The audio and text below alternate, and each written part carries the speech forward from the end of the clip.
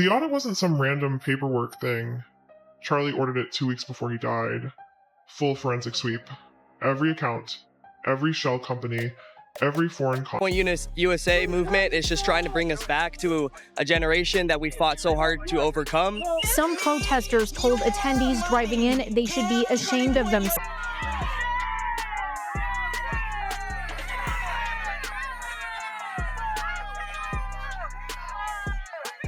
TPUSA is back in serious trouble. And this time, it is not just online drama, it is about the alleged passing of a whistleblower that federal authorities are now reportedly looking into. The streets are buzzing, social media is on fire, and people are asking hard questions about what really happened behind closed doors. What makes this hit even harder is the timing, because everything allegedly went down right after the whistleblower publicly accused Erika Kirk of running a scam connected to TPUSA donor money and merch sales. That accusation shook the table.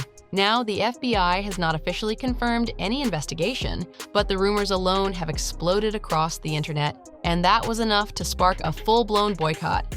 Anything linked to Erika and TPUSA is getting dragged. Protests are popping up at events, longtime supporters are ripping up merch, and some are even demanding their donations back like they feel betrayed. But here is where it gets even more intense. In Charlie's final weeks alive, he was reportedly paranoid that someone inside TPUSA was scamming the organization, and he ordered a full audit of the books. He never got the results because he passed away before they came in. And now that audio of Erika giggling and celebrating merch sales just days after Charlie passed is going viral, and the pressure is rising fast. Aubrey Latish is going to expose TPUSA and why they're firing people or something like that. It's a bad time to be TP. Before we even touch the FBI angle, we need to rewind to Erika Kirk's recent event, because that is where the temperature really shot up. TPUSA launched its Make Heaven Crowded 2026 tour at Harvest Church in Riverside just weeks ago, and it was supposed to be a big, powerful moment for the movement. Instead, it turned into straight chaos from the jump. The tour was advertised as a tribute to Charlie's legacy, a bold push for a Christian revival, and a fresh start for the organization. But from the very first night, the vibe felt off. Within minutes of the doors opening, more than 100 protesters lined up outside Harvest Church, and they were loud about it. People were fed up with Erika and her message, and they made sure everybody knew it. Protesters held signs calling out TPUSA for what they claim it stands for, bringing up issues like ICE, families being separated, and the genocide in Gaza. They even called out the church's lead pastor, Greg Laurie, pointing to multiple lawsuits accusing him of abuse. What was meant to be a celebration quickly turned into a public showdown, and the tension was impossible to ignore. Her message is a singular message. It is the Christian right. It is supporting MAGA. It is the ridiculous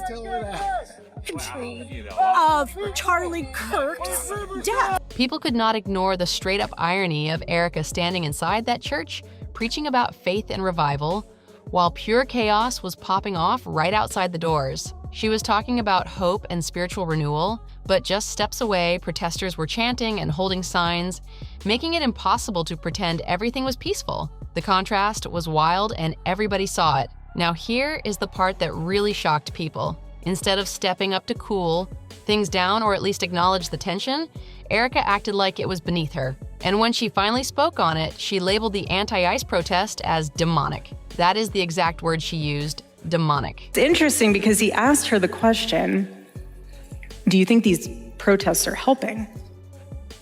Personally, I do not. I think it's demonic. That one word lit a fresh fire and had critics saying she just poured gasoline on an already explosive situation. When people realized that this is how Erika really saw those demanding accountability, the backlash exploded. It was no longer just frustration, it felt personal. Supporters and critics alike said it felt like a slap in the face. Many were disgusted that someone who presents herself as a beacon of hope and light would respond to concerned voices by calling them demonic. That reaction did not calm anything down, it made the outrage even louder. And from that point on, everything started spiraling.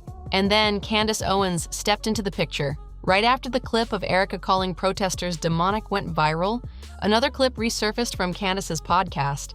In it, she described Erika's behavior as "let them eat quiche," a phrase people use to call out elites who seem totally disconnected from everyday struggles. That comparison spread fast online, and it added even more heat to an already blazing situation. Maybe we should strike that, they made $40 million like 2 nights ago at Mar-a-Lago. Maybe that feels kind of a little bit like let them eat cake-ish. Erika's behavior inside that church only reinforced what critics had been saying for weeks, that she seemed disconnected from the people questioning her. The calm tone, the dismissive language, the choice of words, it all added up for a lot of viewers who already felt uneasy. To them, it looked like someone refusing to read the room while tensions were boiling over outside. But that was not even the biggest moment from that podcast clip. In the same episode, Candace was responding to a past interview where Erika accused her of using her platform to profit off Charlie's passing. Candace pushed back hard. She reminded Erika that she was focused on uncovering the truth about what happened to Charlie, and she openly questioned why. Erika did not seem just as determined to get answers. Then Candace took it a step further.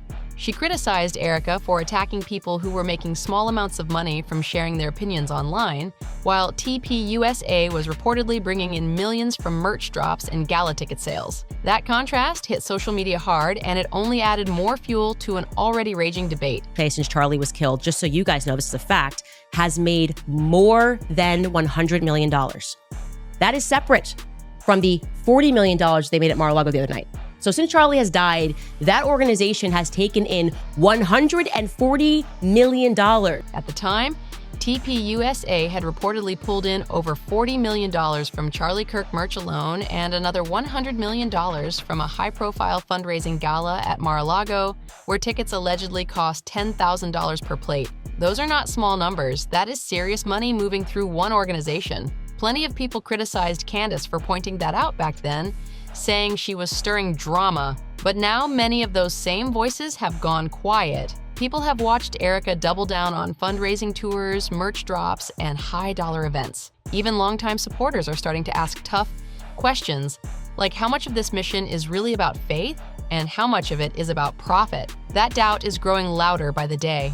Once those connections started clicking for people, it did not take long for TPUSA's finances to land under a microscope, and according to claims made publicly, the money trail led investigators into some uncomfortable territory. One private investigator who said he was reviewing TPUSA's financial structure even appeared on Candace Owens' podcast to talk about what he described as a disturbing discovery. He claimed that just months before Charlie's passing, he ordered a full audit of TPUSA's finances. The reason, according to this investigator, was that Charlie feared certain members of his own team might have been skimming donations. That is a heavy accusation.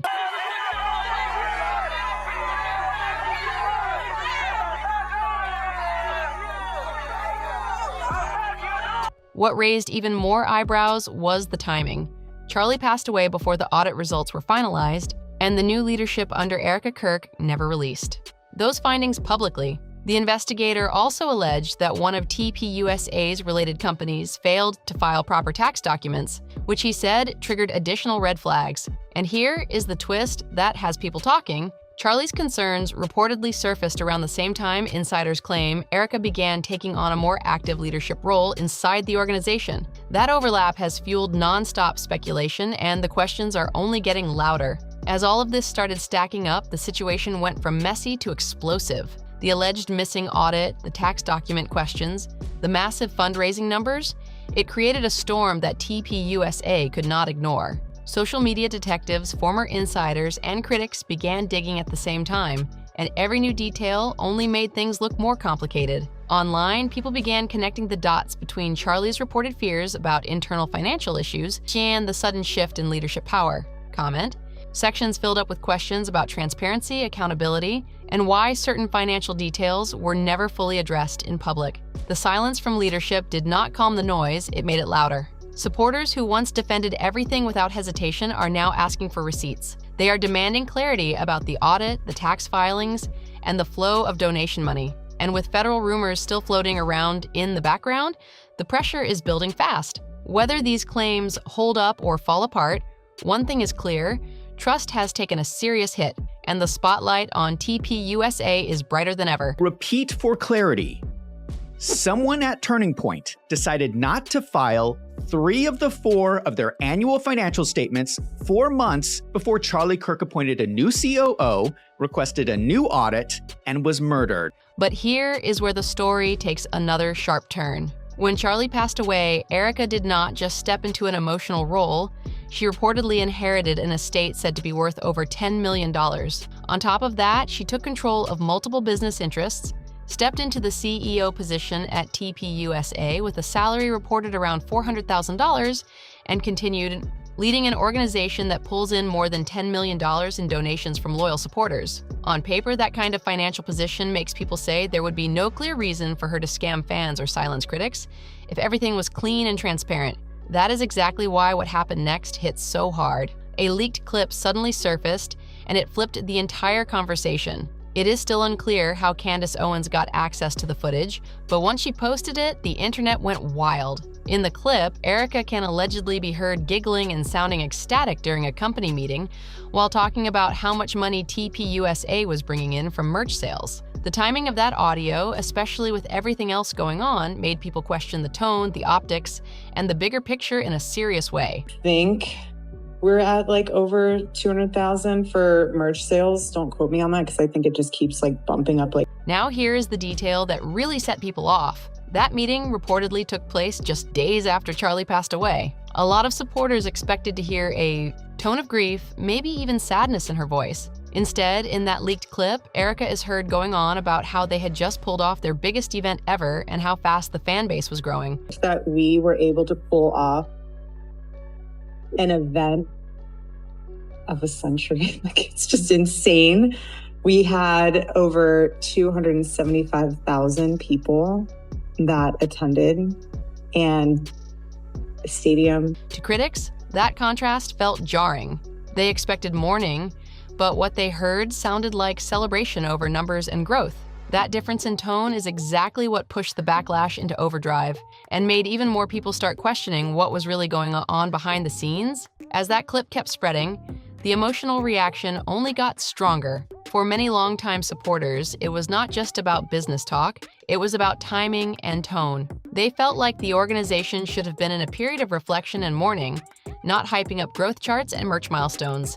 That disconnect hit hard for people who believed this mission was deeply personal. Critics started saying the vibe in that meeting sounded more corporate than compassionate. They pointed out that just days earlier, tributes were still pouring in, and emotions were raw across the community. So hearing excitement about record-breaking events and rising sales felt cold to some listeners. Even neutral observers admitted the optics were tough to ignore. Now the pressure is not just coming from outside protesters, it is coming from within the base. Supporters are demanding clearer communication, more transparency about leadership decisions, and direct answers about the audit and financial structure. The spotlight is intense, and every move from this point forward is being watched closely. At one point in the audio, she even references Charlie having passed in a way that critics say sounded casual, almost like it was just a fact everyone needed to move past. That moment really unsettled people.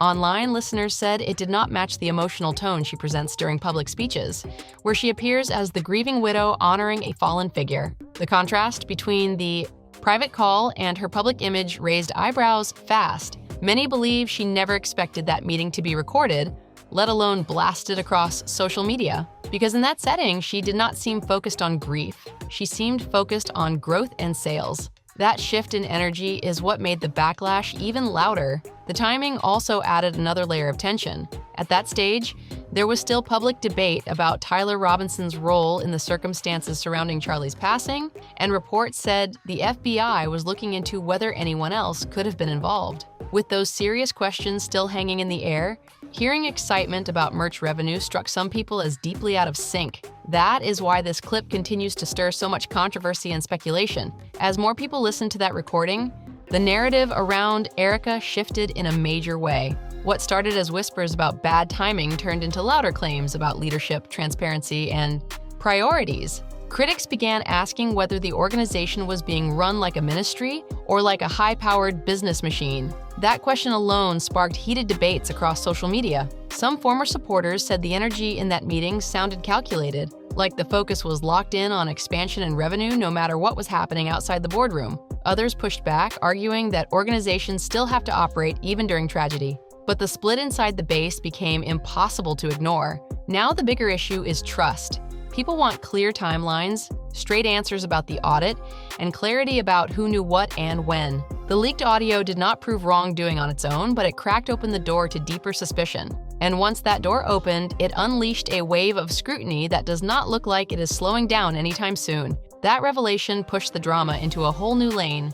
If the threats truly came from people connected to Erika's circle, that is not just messy internet gossip, that is serious. Social media lit up with reactions and people started demanding proof. Screenshots, timelines, everything. The energy shifted from speculation about money to concerns about intimidation and behind-the-scenes pressure. Candace made it clear on her podcast that she was not backing down. She said she would continue asking questions about Charlie's passing, the audit, and the financial structure of TPUSA, no matter who tried to silence her. That bold stance earned her support from some corners and heavy criticism from others. The divide keeps getting deeper. Meanwhile, Erika and her team have been under a microscope like never before. Every public appearance, every statement, every fundraising push is being dissected in real time.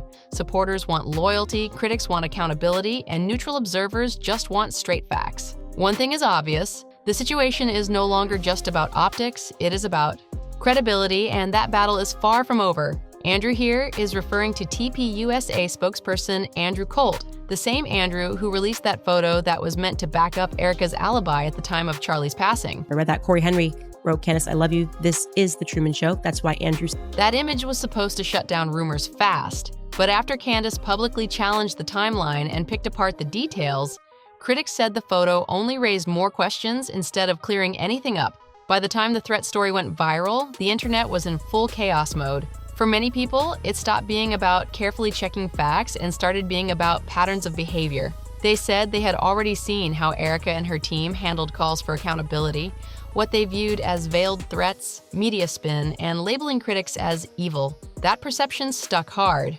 Erika already had suspicious eyes on her before all of this escalated, but once talk of a reported passing, internal audits, leaked audio, and threat allegations all got tangled together, the situation felt way heavier. The scrutiny intensified overnight, and now every move connected to TPUSA is being watched with serious side-eye. At this stage, the situation is no longer just a controversy, it is a full-blown crisis of confidence. What started as questions about tone and timing has snowballed into debates about leadership, money, loyalty, and truth. The layers keep stacking up, and every new allegation adds more pressure to an already tense atmosphere. Supporters are split right down the middle.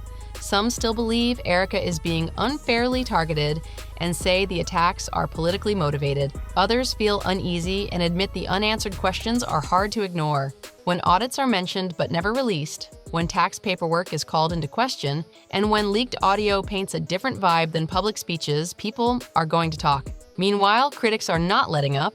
They are demanding documents, clear statements, and direct responses instead of silence or short denials. The longer things stay murky, the louder the speculation grows. Whether this all leads to official findings or fades into online history, one thing is clear: the spotlight is intense, the pressure is real, and the trust that once seemed solid is now hanging by a thread. Now, the big question hanging over everything is simple: what really happened behind the scenes? People are not satisfied with surface-level statements anymore. They want timelines lined up, financial records explained, and clear answers about who knew what and when. The internet has turned into a non-stop courtroom, and everyone has an opinion. For Erika, the pressure is coming from every direction. Protesters are still showing up, critics are still posting deep dives, and even former loyal fans are asking for transparency instead of just speeches about faith and unity. The more she pushes forward with tours and fundraising, the more skeptics question the priorities. That tension is not fading, it is building. And with federal rumors still floating around even without official confirmation, the cloud over TPUSA refuses to lift. Whether these allegations are eventually proven, disproven, or clarified, the damage to public trust is already serious. Right now, this is bigger than one viral clip or one podcast episode. It is about credibility, accountability, and whether the full story will ever come out. As this storm keeps raging, one thing is obvious. The silence is speaking just as loud as any statement. Every day that passes without detailed clarification adds another layer of doubt. People are watching closely to see if Erika and TPUSA will release hard proof, like full audit results or clean financial breakdowns, instead of broad denials and short responses. At the same time, the online world is moving fast. Independent commentators are breaking down timelines, comparing past interviews, and revisiting old clips that did not seem important before. Now everything feels connected. Every speech, every photo, every public appearance is being replayed and re-examined like never before.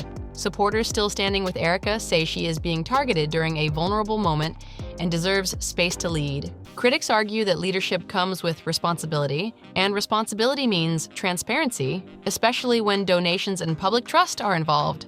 The gap between those two sides keeps widening. Right now, this situation feels like it is at a tipping point. Either clear answers will calm the chaos, or more unanswered questions will keep the fire burning. And with so many eyes locked in, the next move could change everything. The investigation is picking up serious speed, subpoenas are flying out, financial records are being requested, and internal communications are reportedly under review. This is the kind of deep digging that does not just fade away once it starts, it keeps going until somebody gets answers. Former staff members are suddenly hiring lawyers, which has people raising eyebrows fast. Donors are asking straight up, where did the money actually go? And the same voices who once defended TPUSA the loudest are going quiet one by one. Because if that audit Charlie ordered ever becomes public, somebody inside that TPUSA building might seriously regret it. If you want updates as this unfolds, make sure you like, subscribe, share this video, and drop your thoughts in the comments. Stay locked in, and I will see you on the next one.